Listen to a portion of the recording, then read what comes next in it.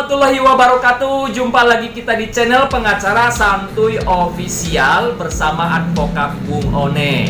Di video kali ini kembali saya akan membahas konsultasi yang masuk ke channel kami dari sahabat subscriber yang menyampaikan pengalamannya ataupun juga pertanyaan yang berkaitan dengan kredit kepemilikan rumah, baik subsidi maupun non-subsidi.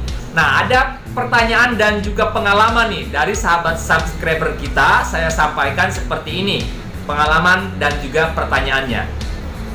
Baik, sahabat kita ini ya, pada garis besarnya dari apa yang disampaikan di dalam kolom komentar, itu bahwasanya teman kita ini dulu ngambil KPR.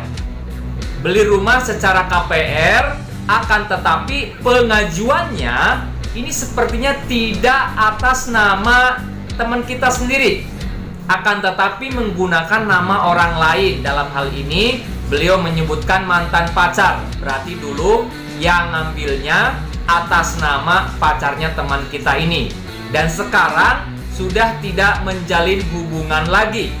Otomatis teman kita ini mengalami kekhawatiran, bagaimana ke depannya, aman atau tidak nih rumah subsidi teman kita ini. Nah, intinya seperti itu ya teman-teman.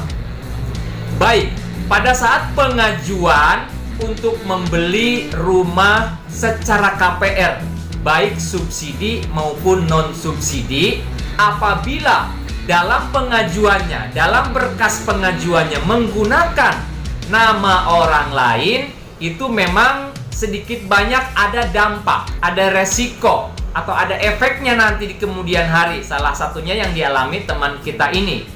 Ya, kalau misalkan orang yang atas nama tersebut adalah masih saudara yang ada hubungan darah dengan kita, apakah kakak, ataupun juga adik, ataupun orang tua, ataupun anak. Tapi kalau orang lain, nah itu sangat rumit ke depannya kalau misalkan ada masalah di kemudian hari. Nah, oleh karena itu saya menghimbau, kalau misalkan kita ingin membeli KPR, baik subsidi maupun non-subsidi, sebaiknya dalam berkas pengajuannya atau yang mengajukannya harus atas nama kita sendiri. Kalaupun mau misalkan menggunakan nama lain, bisa menggunakan nama yang tertuang di dalam kartu keluarga, misalkan pasangan, baik istri maupun juga suami. Ya, itu lebih aman sebetulnya. Nah, terkait dengan pertanyaan sahabat subscriber tadi, bagaimana dengan status hukum rumah saya, kemudian apa yang bisa dilakukan agar rumah tersebut tetap aman di kemudian hari.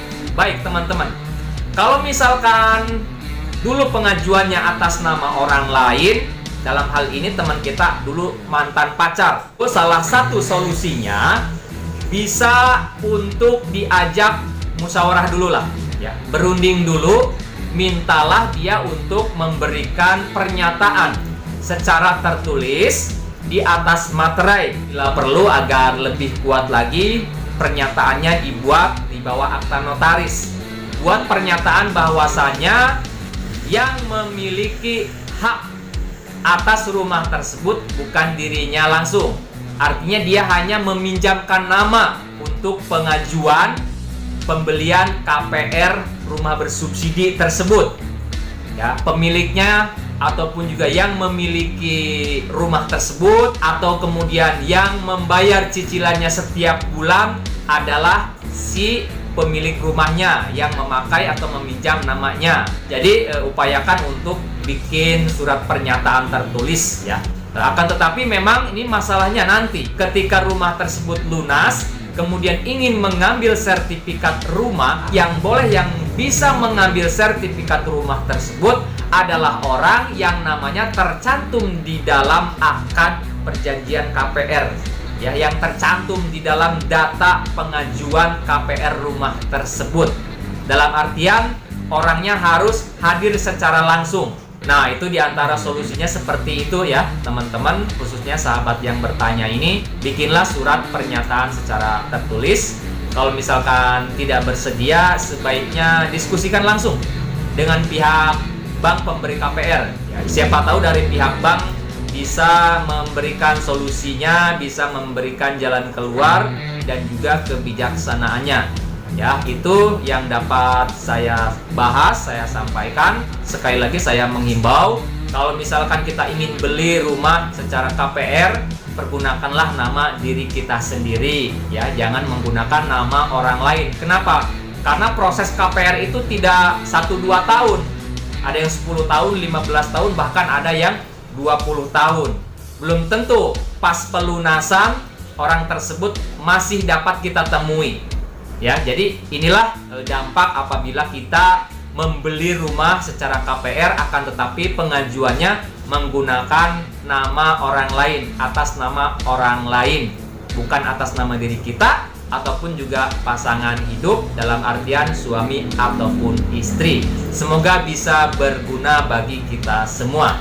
Apabila menurut teman-teman, menurut pemirsa YouTube, video ini ada gunanya, ada manfaatnya, kami minta dukungan agar subscribe ke channel kami, channel pengacara Santuy Official. Sampai jumpa di video selanjutnya. Assalamualaikum warahmatullahi wabarakatuh.